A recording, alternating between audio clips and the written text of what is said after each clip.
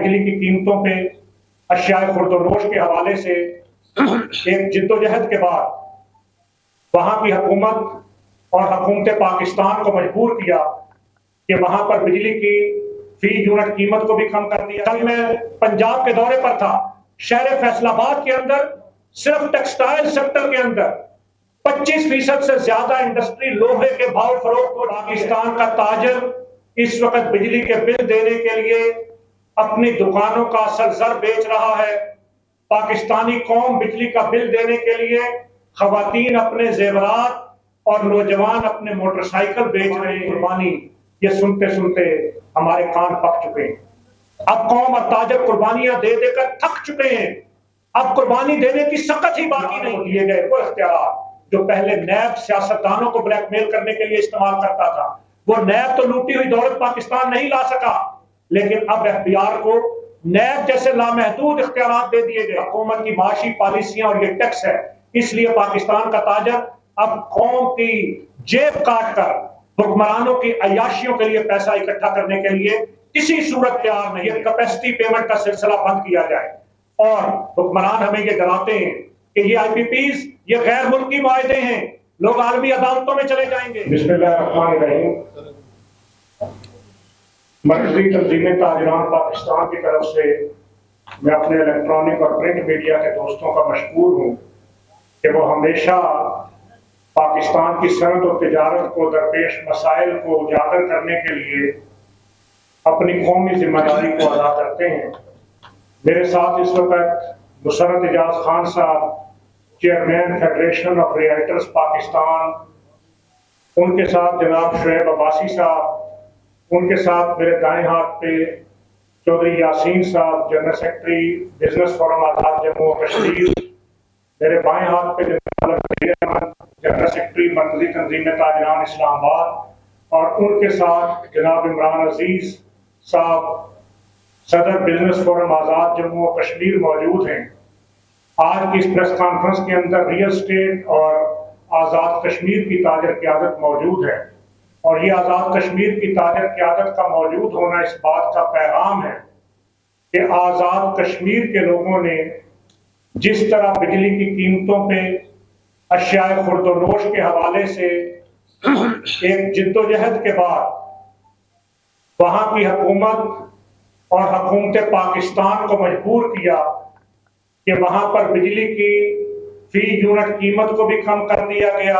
پاکستان کا تاجر اس وقت بجلی کے بل دینے کے لیے اپنی دکانوں کا اصل زر بیچ رہا ہے۔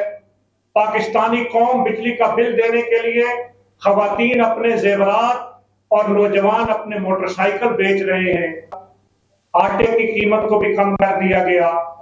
آج آزاد کشمیر کی یہ تاجر قیادت پاکستان کی تمام تاجر قیادت کو یہ پیغام دینے کے لیے یہاں میرے ساتھ موجود ہے کہ پاکستان کا تاجر، پاکستان کا صنعت کار تجارت کو بچانے کے لیے، صنعتوں کے پہیے کو چلانے کے لیے، معیشت کے تحفظ کے لیے، مہنگائی اور بے روزگاری کے خاتمے کے لیے اگر آزاد کشمیر کی طرح جدوجہد کرے گا تو 28 اگست کی ملکگیر کامیاب ہڑتال پاکستان کے حکمرانوں کو بھی مجبور کرے گی کہ یہاں پر بجلی کی ظالمانہ قیمت کو واپس لیا جائے۔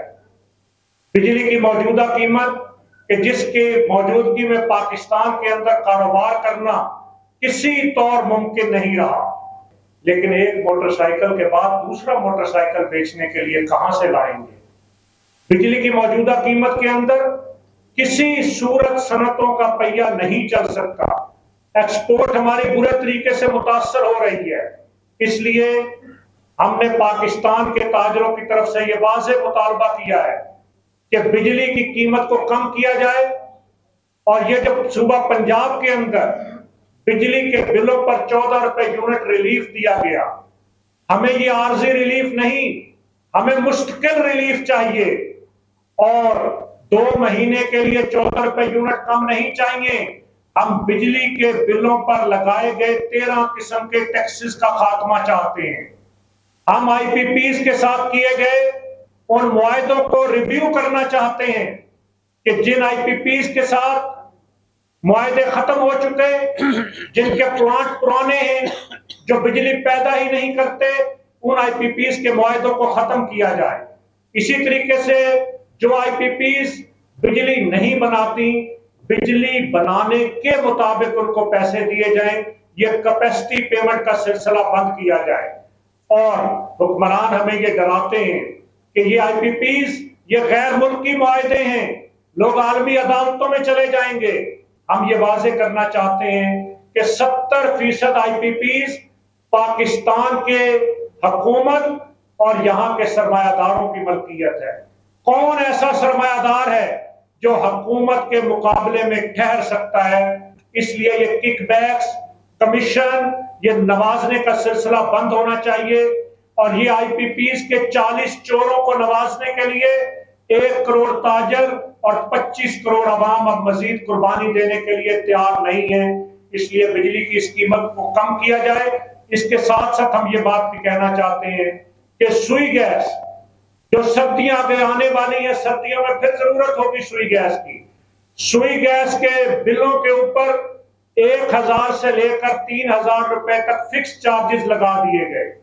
اسی طریقے سے سوئی گیس کے ظالمانہ سلیبس، سوئی گیس کا ایڈیشنل سیکیورٹی کی ڈیمانڈ، اور سوئی گیس کے اندر بھی کراچی کے اندر موجود وہ ٹرمینلز جن کو آئی پی پیز کی طرح بند ٹرمینلز کو گزشتہ 2 مہینے میں 105 ارب روپے دیے گئے۔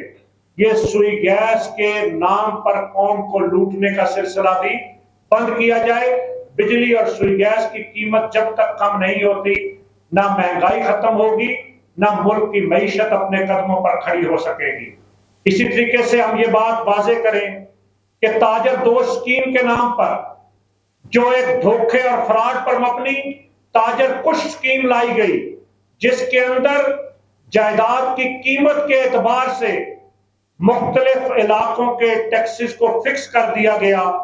ایک بازار شہر اسلام آباد کی بات کروں تو کلاس 3 شاپنگ سینٹر، وہاں پر 60,000 روپیہ مہینہ ٹیکس لگا دیا گیا۔ جہاں سبزی کی دکانیں، جہاں پر برگر کی دکانیں، میں پوچھنا چاہتا ہوں کہ وہ دکاندار تو بجلی کے بل نہیں دے سکتے، وہ 60,000 روپیہ مہینہ ٹیکس کہاں سے ادا کریں گے؟ اس لیے یہ غیر منصفانہ ٹیکس ہمیں کسی صورت قبول نہیں ہے۔ یہ جو ٹیبل بنائے گئے ٹیکس کے، یہ کسی صورت قبول نہیں ہے۔ اور بالکل واضح ہمارا اعلان ہے کہ تاجر انکم ٹیکس کے نام پہ ماہانہ ایڈوانس ٹیکس نہیں دے گا، اس لیے کہ انکم ٹیکس کی ریٹرن سال کے بعد فائل ہوتی ہے، اور انکم ٹیکس آمدن پر لگتا ہے۔ آمدن پر ہم ٹیکس دے رہے ہیں، دینا چاہتے ہیں۔ ہم یہ کہتے ہیں کہ پاکستان میں جتنے بجلی کے کمرشل میٹر ہولڈرز ہیں، جتنے سوئی گیس کے کمرشل میٹرز ہیں، ان کو N T N number allot کیا جائے، اور سادہ اور آسان اردو ٹیکس ریٹرن فارم کے ذریعے ان سے ریٹرنیں فائل کروائی جائیں، تاکہ یہ فائلر اور نان فائلر کا ڈرامہ جو خود حکمرانوں اور اختیار نے بنایا ہے، اس کا خاتمہ ہو سکے۔ پاکستان کا تاجر یہ مطالبہ کرتا ہے کہ فائلر اور نان فائلر کے ڈرامے کی بجائے اس پاکستان میں ہر کمانے والے شخص کو ٹیکس نیٹ میں آنا چاہیے، لیکن آسان اور سادہ نظام کے ذریعے، تاکہ وہ اختیار کی رشوت، کرپشن، بلیک میلنگ، نوٹسز اور دھونس اور دھاندلی کے ذریعے وہ تنگ نہ ہو کہ پھر وہ ریٹرن فائل کرنے سے انکاری ہو جائے۔ اسی طرح اس بجٹ کے اندر بنیادی اشیاء ضروریہ، آٹا، چاول، دالیں اور اشیاء خرد و نوش، جن پر ود ہولڈنگ ٹیکس لگا دیا گیا۔ میں قوم کے سامنے واضح کرتا چلوں کہ یہ ود ہولڈنگ ٹیکس تاجر نے نہیں دینا، تاجر کو اس کے اندر کلیکشن ایجنٹ بنایا جا رہا ہے، وہ قوم سے پیسہ اکٹھا کر کے حکمرانوں کو دے گا، اس کے نتیجے میں مہنگائی کا طوفان آئے گا، اس کا ذمہ دار تاجر نہیں، حکومت کی معاشی پالیسیاں اور یہ ٹیکس ہے۔ اس لیے پاکستان کا تاجر اب قوم کی جیب کاٹ کر حکمرانوں کی عیاشیوں کے لیے پیسہ اکٹھا کرنے کے لیے کسی صورت تیار نہیں ہے۔ اور پھر اس ود ہولڈنگ ٹیکس کو اکٹھا کرتے ہوئے جب ڈاکومنٹیشن میں کہیں کوئی غلطی ہوگی تو بلیک میل تاجر کو کیا جائے گا. اس لیے ہم مطالبہ کرتے ہیں کہ ود ہولڈنگ ٹیکس کو فوری طور پر واپس لیا جائے. اسی طرح آئی ایم ایف کے 23rd ریویو کے اندر واضح طور پر یہ بات لکھی گئی ہے کہ اشیاء خوردوروش، ادویات، اسٹیشنری پر ٹیکس نہ لگایا جائے. لیکن اس بجٹ کے اندر ادویات پر سیلز ٹیکس لگا دیا گیا، اسٹیشنری پر ٹیکس لگا دیا گیا، بچوں کی تعلیم مشکل کر دی گئی. اس لیے ہم مطالبہ کرتے ہیں کہ ادویات پر، اسٹیشنری پر، دودھ پر، پولٹری پر اور اسی طریقے سے جانوروں کے چارے پر اور اس طرح کی بنیادی چیزوں پر لگائے گئے سیلز ٹیکس کو بھی پھر واپس لیا جائے.